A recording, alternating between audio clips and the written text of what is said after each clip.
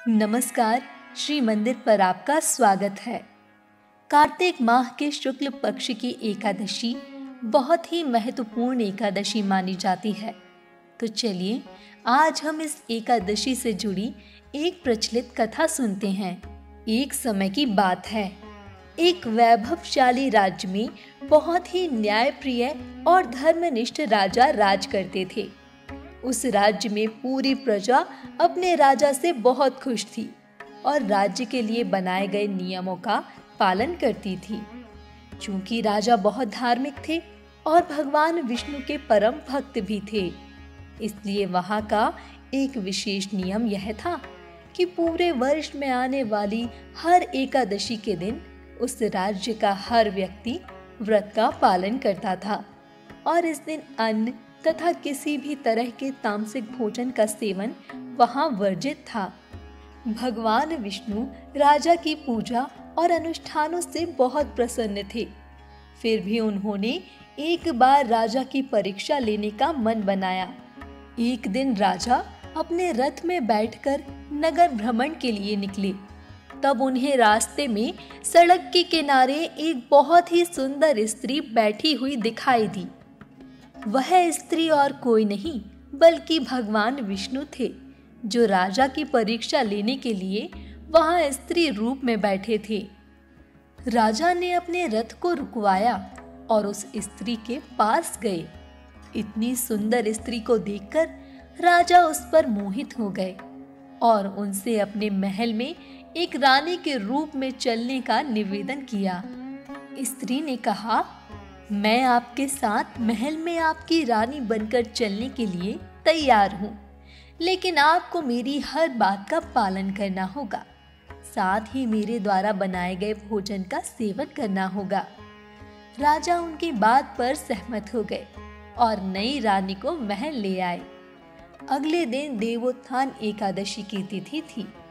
समस्त प्रजा के साथ राजा ने भी इस विशेष दिन पर व्रत किया था।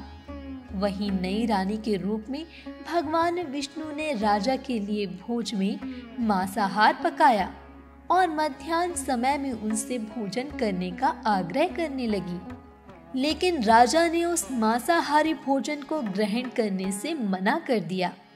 यह सुनकर रानी को बहुत क्रोध आया और क्रोध में उन्होंने राजा से कहा कि आपने मुझे वचन दिया था कि आप मेरी हर बात का पालन करेंगे। अगर आपने मेरे द्वारा पकाए गए भोजन का सेवन नहीं किया तो इसी क्षण इस राज्य के युवराज की मृत्यु हो जाएगी।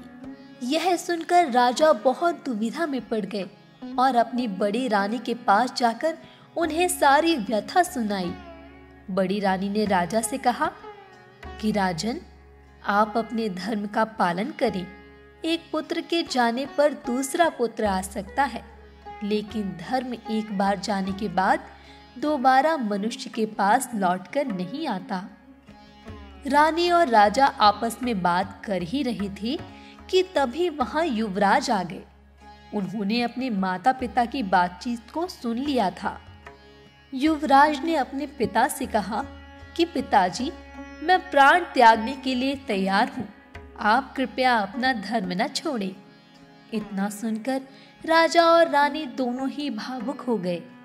युवराज प्राण त्यागने ही वाले थे कि रानी के रूप में भगवान विष्णु वहां प्रकट हुए और उन्होंने अपने असली रूप में उन तीनों को दर्शन दिए। भगवान विष्णु ने कहा, हे राजन, मैं तुम्हारी धर्मपरायणता से बहुत प्रसन्न हूँ। इस विशेष तिथि पर किए गए व्रत के प्रभाव से मैं तुम्हें मुक्ति और परम लोक में निवास करने का वरदान प्रदान करता हूँ। भगवान विष्णु के दिए वरदान के प्रभाव से राजा ने शीघ्र ही युवराज का राज तिलक किया और उसे राज्य की बागडोर सौंपने के बाद एक विमान में बैठकर परम लोक में निवास करने के लिए चले गए।